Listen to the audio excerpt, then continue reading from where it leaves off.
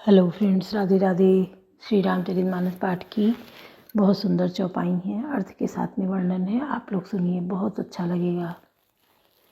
हमने पिछले पार्ट में बताया था कि माघ का महीना है और सकट चौथ की पूजा होती है, जो संतान के लिए है। जिसके नहीं है उसको संतान प्राप्ति के लिए, जिसके हैं उनकी सुरक्षा के लिए, दीर्घायु के लिए सकट बाबा से प्रार्थना की जाती है, उनकी पूजा की जाती है। तो कैसे होता है कहानी हम उसमें सुना रहे थे। और हाँ, ये निर्जला व्रत होता है। सुबह से रात जब तक ये पूजा, गोधूली बेला पूजा होती है, जब सुबह और शाम, दिन और रात का बीच होता है, कुबेरी टाइम पूजा होती है। और उसके बाद बहुत जगह फलाहार रह जाता, बहुत जगह सारी चीज़ें खाई पी जाती हैं।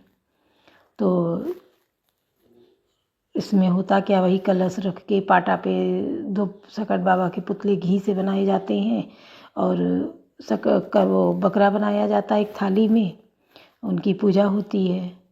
सब लड्डू और शकरकंद ये सब चीज़ें चढ़ाई जाती हैं।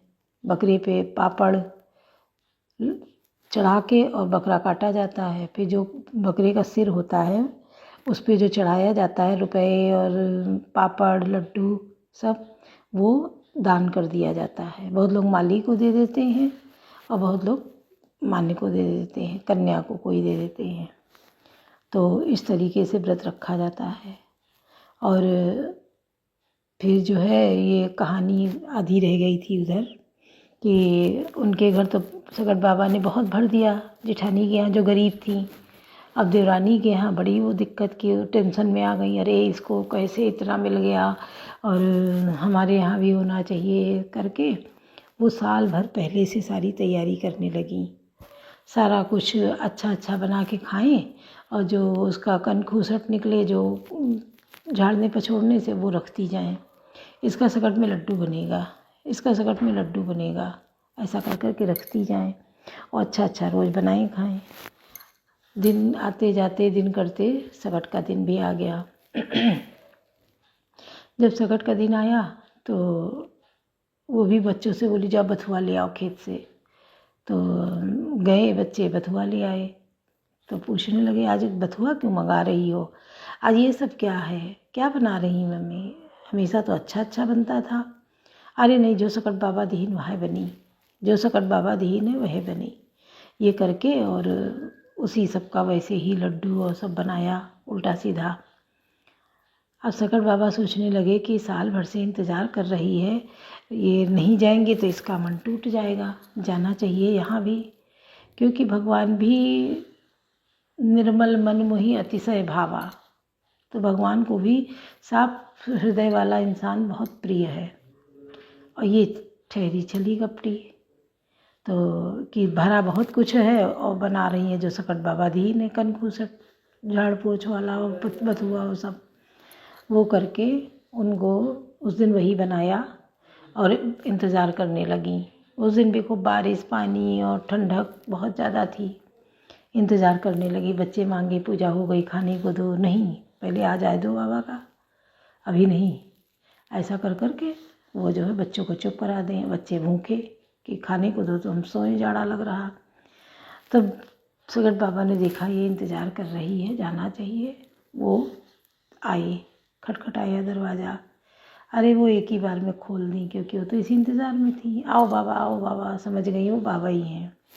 बुला लिया अंदर, बाबा बैठो आके। अरे बहुत ठंडक है बाबा, भूखे हो बाबा, अपने आप ही कहने लगे हाँ बिटिया खीबे, खाना दो।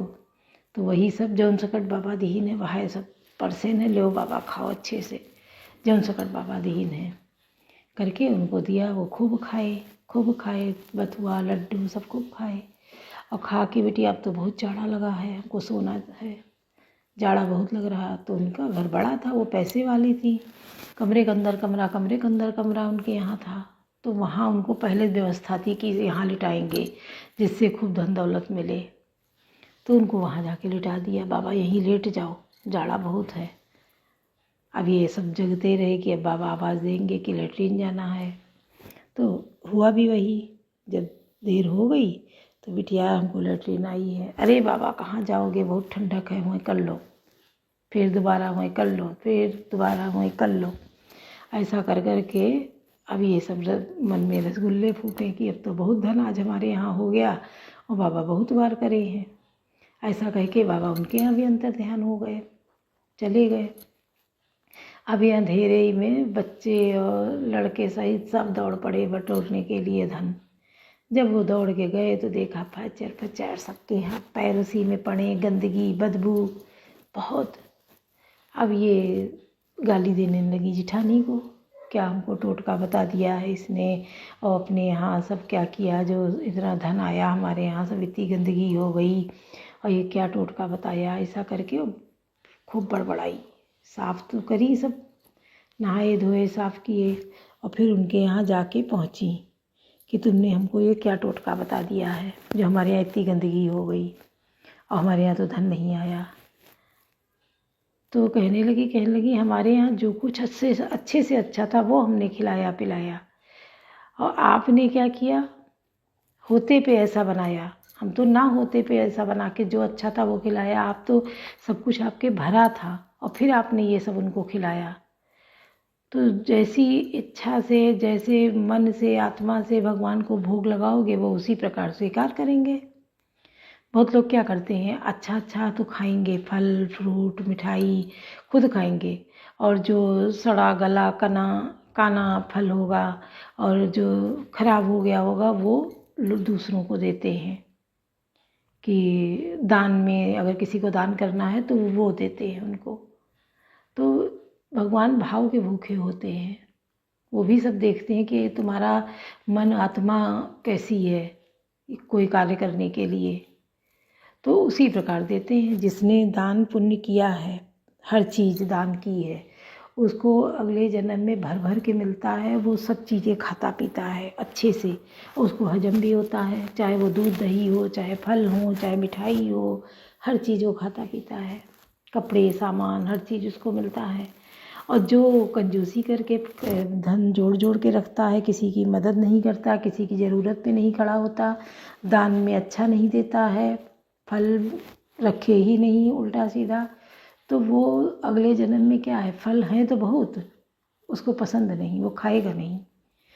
आम का फल इतना बढ़िया, किसी को सुने नहीं होंगे कि खाता नहीं, लेकिन अब देखो बहुत लोग नहीं खाते हैं। तो क्या है, उन्होंने दान नहीं किया है उस चीज़ का जो उन्हें पसंद नहीं है, क्योंकि खाने योग्य है, अच्छी है, पर वो खा नहीं रहे हैं, तो उन्होंने दान नहीं किया है, इसलिए उनके साथ ऐसा हो रहा। तो सामर्थ्य के अनुसार जो आपको भगवान दिया है उसका कुछ हिस्सा आप निकालिए और दूसरों की मदद करिए, दान करिए और खुद भी सुखी होइए, अगला जन्म सुधारिए अपना। भगवान अगला जन्म भी अच्छा दे, इन सब चीज़ों से वंचित ना करें। किसी को दूध दही नहीं पसंद है, कोई घी नहीं खाता है, तो इन सब चीज़ों पे ध्यान देना चाहिए। तो सगट बाबा की पूजा पूरे मन से करें, अच्छे से। कहानियाँ इसकी और भी हैं जो हम आगे भी सुनाएंगे। आप लोग कमेंट करिएगा कि ये कहानी कैसी लगी, आपने दोनों पार्ट सुने कि नहीं सुने, अगर सुने हैं तो लगी कैसी है कहानी, आपके यहाँ भी ऐसे होती है, आपके यहाँ कौन सी कहानी होती है, तो बताइएगा, जो हम आगे भी प्रयास करेंगे। और अच्छे से सुन रहे हैं, सुनते रहिए। आप अब आगे सुनिए, आपको कैसा लगा। रमन सुकाज कठिन जग माही, जो नहीं होई तात तुम पाही, सपने साचो मोही पर जो हरि गौरी पसाऊ, तो पुरु हो जो कहूँ सब भाषा बनित प्रभाव। कवन सुकाज कठिन जग माही, जो नहीं होई तात तुम पाही। यदि मुझ पर श्री शिव जी और पार्वती जी स्वप्न में भी सच में प्रसन्नता हो तो मुझे इस भाषा कविता का जो प्रभाव कहा वह सब सच हो। बंधु अवधपुरी अति पावनी सरजू करी सरी कली कलुष न सावनी, प्रणवो पुर नर नारी बहोरी, ममता जिन पर प्रभु न तोरी। मैं अति पवित्र श्री अयोध्यापुरी और कलयुग के पापों का नाश करने वाली श्री सरयू नदी की वंदना करता हूँ। फिर अवधपुरी के उन नर नारियों को प्रणाम करता हूँ जिन पर प्रभु श्री रामचंद्र जी की ममता थोड़ी नहीं अर्थात बहुत है। सिय निंदक अघोघ नसाए, लोक विशोक बनाई बसाए, बंदों कौशल्याधि प्राची, कीरति जासु सकल जगमाची। उन्होंने अपनी पुरी में रहने वाले श्री सीता जी की निंदा करने वाले धोबी और उसके समर्थक पुनर नारियों के पाप समूह को नाश कर उनको शोक रहित बनाकर अपने लोक धाम में बसा लिया। मैं कौशल्या रूपी पूर्व दिशा की वंदना करता हूँ जिसकी कीर्ति समस्त संसार में फैल रही है। प्रगटे हो जहाँ रघुपति सच चारु, बेसु सुखद खल कमल तुषारु। दशरथ राउ सहित सब रानी, सुकृत सुमंगल मूरति मानी। करऊँ प्रणाम करम अम्बानी, करऊँ कृपा सुत सेवक जानी।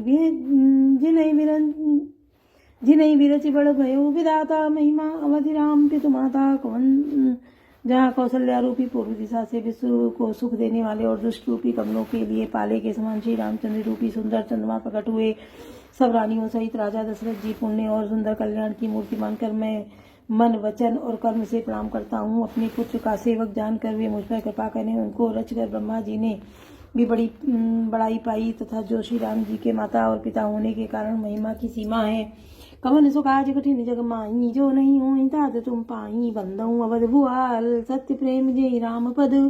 विचरत दीन दयाल, प्रिय तनु तनन एव परिहर्यो। कवन सो काज कठिन जग माही, जो नहीं होई तात तुम पाई। मैं अवध के राजा श्री दशरथ जी की वंदना करता हूँ, जिनका श्री रामचंद्र जी के चरणों में सच्चा प्रेम था, जिन्होंने दीन दयाल प्रभु के बिछुड़ते ही अपने प्यारे श्री राम शरीर को मामूली तिनके की तरह त्याग दिया। प्रणमो परिजन सहित विदेहु, जाहि राम पद गूढ़ सनीहु। जोग भोग माराख्यो गोई, राम बिलोकत प्रगटे सोई। मैं परिवार सहित राजा दश जनक जी को प्रणाम करता हूँ, जिनका श्री रामचंद्र जी के चरणों में गूढ़ प्रेम था, जिसको उन्होंने योग और भोग में छिपा रखा था, परंतु श्री रामचंद्र जी को देखते ही वह प्रकट हो गया। प्रणमो प्रथम भरत के चरना, जासु नेम व्रत जाई न भरना। राम चरण पंकज मन जासु, लुबुध बधु पीयूत जय न पासु। भाइयों में सबसे पहले मैं श्री भरत जी के चरणों को प्रणाम करता हूँ, जिनका नियम और व्रत वर्णन नहीं किया जा सकता तथा जिसका मन श्री रामचंद्र जी के चरण कमलों में भौरे की तरह लुभाया हुआ है, कभी उनका पास नहीं छोड़ता। मन नऊ लक्ष्मण पद जल जाता, शीतल सुभग भगत सुखदाता। रघुपति कीरति विमल पताका, दंड समान भय जस जाका। मैं श्री लक्ष्मण जी के चरण कमलों को प्रणाम करता हूँ, जो शीतल सुंदर और भक्तों को सुख देने वाले हैं। श्री रघुनाथ जी की कीर्ति रूपी विमल पताका में, जिसका लक्ष्मण जी का यश पताका को ऊंचा करके फहराने वाले दंड के समान हुआ। शेष सहस्र शीस जग कारण, जो अवतरो भूमि बैठारन। सदा सुसानुकूल रहे मुँह पर कृपा सिंधु, सौमित्र गुनाकर।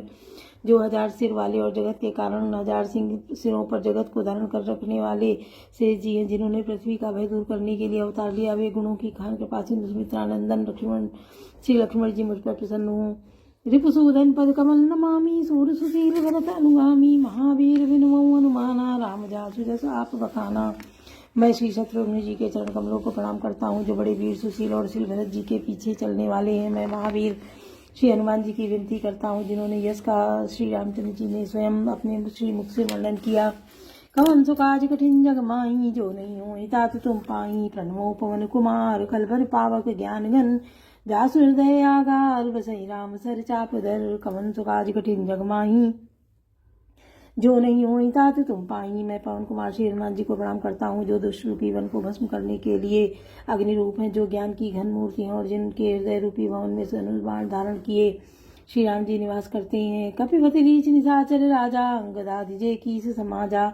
बंदऊ सबके चरण सुहाए, अदम शरीर राम जिन पाए।